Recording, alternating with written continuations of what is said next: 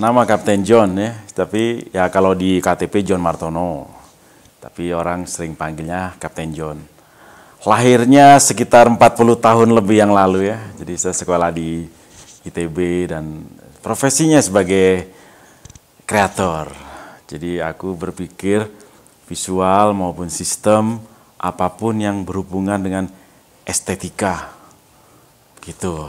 Jadi ya seni lah estetika. Ngomongin yang indah-indah aja, yang cakep-cakep gitu ya. Sistem yang cakep, rupa yang cakep, semua tentang estetika.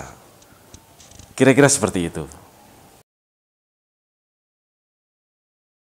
Nah, filosofiku begini, jadi kan berkarya itu proses, menikmati proses, sabar di proses, juga keinginan, pencapaian, imajinasi, dan lain-lain. Setelah lebih dari 40 tahun ini aku berkarya, aku menemukan filosofi yang buat aku berkarya dan juga apapun yang berbicara tentang karya ini, filosofinya adalah the journey of happiness.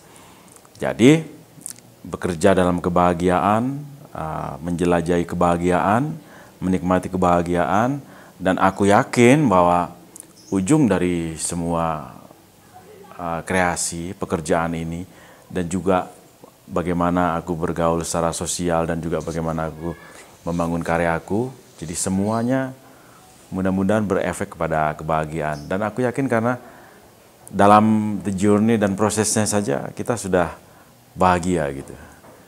Jadi itu filosofinya. Jadi the journey of happiness. Dan mudah-mudahan the journey of happiness ini menjadi kebahagiaan bersama. Gitu, bagi penikmat, bagi masyarakat, dan seluruh semesta. Gitu. Kira-kira begitu. Ini keren ini pertanyaan. Ya sebenarnya ya, siapa sih yang tidak melukis dari kecil? Sebelum TK sudah coret-coret, masuk TK lebih tereksplor lagi. Ya sebagai anak-anak ya, bertumbuh umur dan lain-lain. Ya memang itu yang aku pengen. Jadi memang makanya sekolahnya ingin sekolah yang bidangnya seni rupa. Jadi kalau bermula melukis ya memang sebelum kuliah seni rupa juga sudah melukislah sebagai karya sendiri di rumah begitu.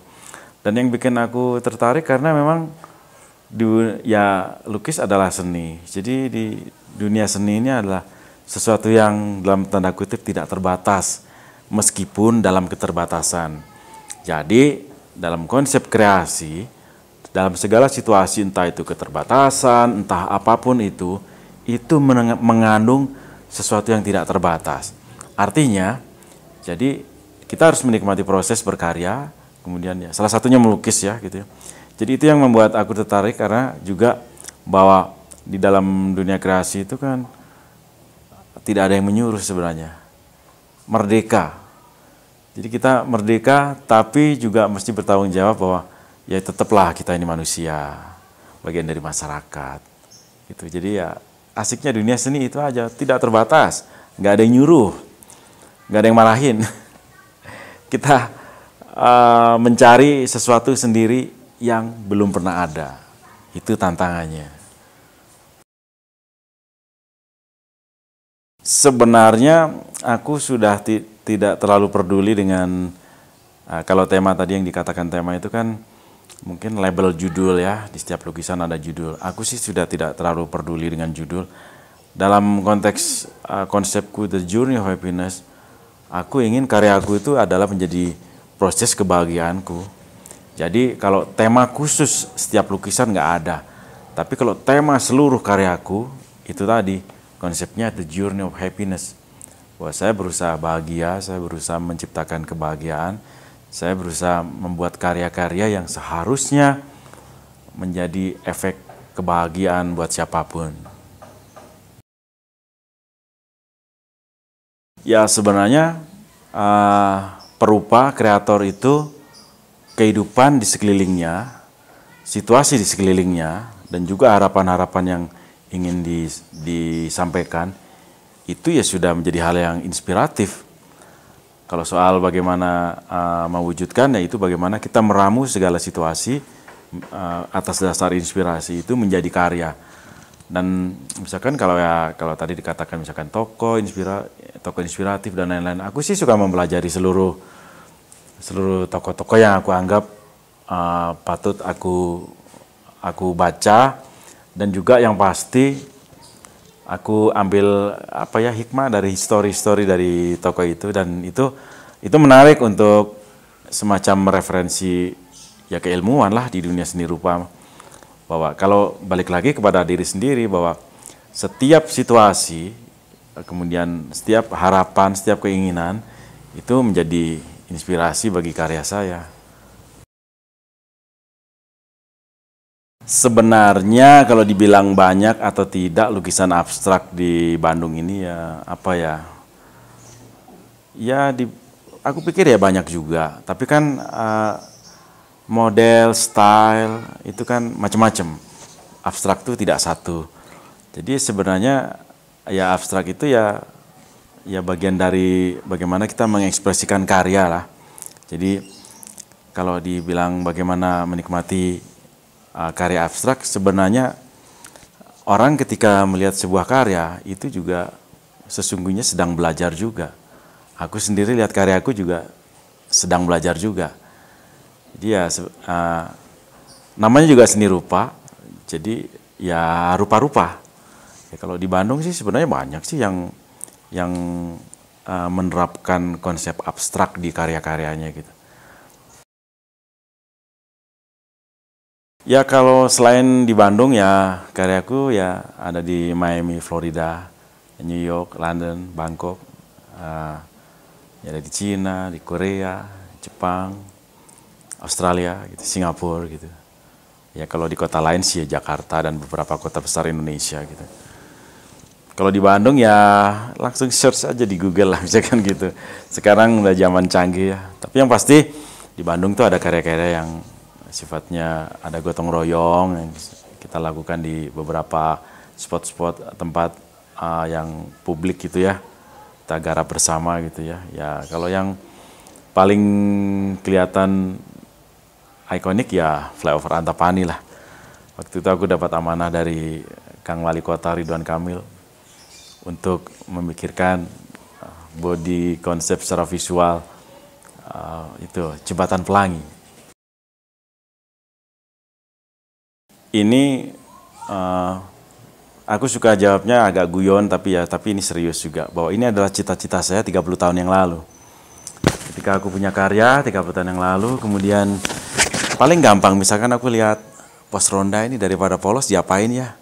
Kemudian ya aku ngobrol sama Karang Taruna, sama pengurus RT RW, kita gambarin yuk bareng, jadilah pos ronda yang rada beda. Kemudian lihat gang, ini kurang cakep ya, bikin orang kadang-kadang ya bikin orang runyem juga, gang kotor dan lain-lain. Tapi setelah saya pelajari, ketika itu bisa diterapkan di public space, di tembok dan lain-lain, itu secara budaya kita punya efek yang bagus. Jadi orang yang biasanya misalkan buang sampah sembarangan di sekitar gang gitu, mereka jadi nggak berani buang sampah karena lihat temboknya sudah bagus. Jadi aku pikir bahwa seni ini ya punya peran dalam kehidupan sosial, kemasyarakatan, bahwa merubah budaya itu tidak cukup dengan dilarang buang sampah, tapi lingkungannya tetap jelek. Tapi kalau kita kasih gotong royong kerja bareng, tembok itu sudah cakep, orang akan segan membuang sampah. Itu sih awalnya. Jadi dari dulu aku kalau lihat public space gitu, kalau mungkin bisa digarap secara profesional ataupun secara gotong royong dan lain-lain, itu kenapa enggak gitu. Karena public space atau spot-spot tertentu itu kan nilainya bisa semakin bagus kalau visualnya bagus gitu ya, tertata rapi. Dan ini akan membuat attitude masyarakat juga berbeda. Menyayangi lingkungan itu tidak harus tidak buang sampah sembarangan, tapi mempercakap lingkungan itu adalah seharusnya bagian dari fitrah manusia. Masa kita rela tega lihat lingkungan nggak benar gitu. Ini kan efeknya jangka panjang gitu. Nanti di generasi selanjutnya lihat lingkungan cakep, ini akan menumbuhkan sifat-sifat sayang lingkungan. Misalnya gitu. Jadi ya itu cita-cita sejak lama bahwa kita punya ilmu seni begini, kalau diterapkan di benda tertentu selain yang kanvas, jadi apa itu ya sebenarnya bisa, cuman formatnya memang harus dipikirkan lebih lanjut. Karena sifat kanvas seperti ini dan kemudian dalam format yang berbeda itu secara konsep, format harus beda dan juga secara teknis, peralatan, juga alat-alatnya, cat dan lain-lain itu juga pasti berbeda. Karena harus awet misalkan di lingkungan begitu, dalam 5 tahun direvitalisasi misalkan gitu-gitu. Itu jadi seperti itulah, itu cita-cita sejak lama gitu. Oh tidak ada. Setiap media itu punya karakter. Jadi bukannya kanvas lebih sulit ataupun tembok lebih sulit atau lebih gampang, enggak. Tapi setiap media itu pasti punya karakter masing-masing. Ya di kanvas itu ya dengan kesulitannya sendiri, kegampangannya sendiri, kenikmatannya sendiri. Begitu di tembok itu juga memenuhi kaidah-kaidah yang apa ya? Ya kesulitannya ada, kegampangannya ada. Kalau secara teknis tembok itu kan keras, kalau kanvas kan agak ngeper gitu. Kalau melukis di kanvas indoor nggak kepanasan, kalau di outdoor kepanasan. Tapi semuanya punya karakter masing-masing dan juga syarat-syarat teknis, juga syarat-syarat format yang sudah harus kita apa ya, kita kalkulasi semua. Jadi ya mudah-mudahan karya itu emang ya yang di kanvas cakep, keren, yang di outdoor juga keren juga gitu. Yang pasti ya kita pameran. Karena di pameran itu bagaimana seniman karya itu berinteraksi langsung dengan masyarakat, ya penonton lah ya, pengunjung dan lain-lain. Nah di situ itu ya sudah otomatis orang lihat karya, kemudian dialog sama senimannya. Seniman membeberkan deskripsi maksud-maksud karyanya. Nah itu aja sih sebenarnya. Kalau mengerti banget enggak ya, karena ada level-level tertentu orang mengerti seni. Tapi yang pasti seni itu kan dilihat, dirasakan gitu. Jadi cukup suka, cukup nyaman dan lain-lain beres sebenarnya sih. Dan semua tergantung selera ya. Ada orang yang suka lihat karya yang berbentuk gunung, menggambarkan kehidupan yang nyata gitu. Tapi ada juga yang sukanya abstrak, tapi ada juga yang mix di abstrak tapi masih ada bentuk-bentuk yang sedikit bisa dikenali kayak gitu. Tapi yang kalau di dunia perupa, syarat utama memperkenalkan karya pameran sebenarnya. Berkarya, punya koleksi, membuat program pameran. Jadi pameran itu bisa pameran yang kita programkan atau pameran yang emang undangan ya dari galeri-galeri tertentu gitu. Ya aku sih punya konsep setiap tahun aku mesti berusaha menjaga kreativitas dengan misalkan aku mencoba mencampurkan dengan medium lain, cara-cara baru. Jadi sebenarnya ya ada konsep visual, ada konsep teknis, dan itu yang memang aku coba gali terus. Karena memang tidak melulu karya itu di kanvas, di kain, apa. Misalkan aku punya karya yang di kaca, aku punya karya yang aku aplikasikan di benda-benda pakai misalkan gitu. Ini sih untuk memelihara jiwa kreatif lah, karena orang itu kan seniman itu kan ada bosannya.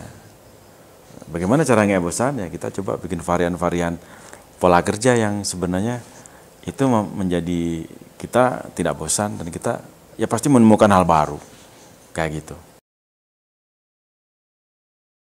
Ya sering-seringlah datang ke pameran sebenarnya.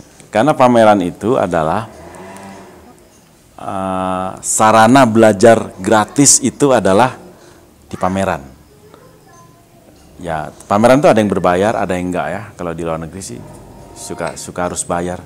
Tapi di Indonesia juga ada yang bayar, ada yang enggak.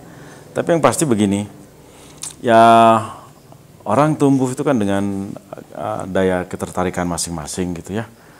Jadi ada yang emang kecilnya suka melukis, tapi ketika gede SD, SMP kok lebih senang tertarik hal-hal eksak, matematik, fisika, akhirnya dia ambil kuliah insinyur. Tapi kan sebenarnya jiwa seni ini nggak akan hilang. Karena kan begini, siapa sih yang keluar rumah tidak dandan? Baju aja pilih, kita punya baju 30, pilih. Nah, Jumatnya pakai hijau, pengen yang merah apa. Kenapa kalau Sabtu itu pengen yang lebih casual, santai? Itu kan sebenarnya kan nilai apa ya, aspirasi-aspirasi seni yang sebenarnya kita sadar nggak sadar punya. Kan kita punya rumah aja kan ditata. Punya yang agak morat-marit juga itu ditata. Kayak gitu ya. Ini kan sebenarnya, nah cuman kan gini, kalau belajar seni itu kan pasti harus punya waktu, punya program. Tapi saya yakin sebenarnya dari mengapresiasi karya itu sih sudah menumbuhkan begitu ya. Kalau memang mau pengen bisa berkarya, biasanya ya kalau ada workshop di acara pameran atau seniman mengadakan, itu ikut aja. Karena biasanya seniman itu punya formula khusus bagaimana caranya ngobrol dengan para peserta yang sebenarnya levelnya beda-beda. Misalkan kan gini ya, kan tidak semua orang pintar gambar, bisa gambar. Ada yang itu kan kalau sama senimannya pasti diajak ngobrolnya, ini mah udah rada jagoan, beda menanganin orang yang dengan yang ini baru mulai lagi nih gitu. Gitu. Jadi yang pasti sering-seringlah datang di event-event seni gitu. Ya baik pameran dan lain-lain itu pelajaran yang mahal tapi gratis gitu.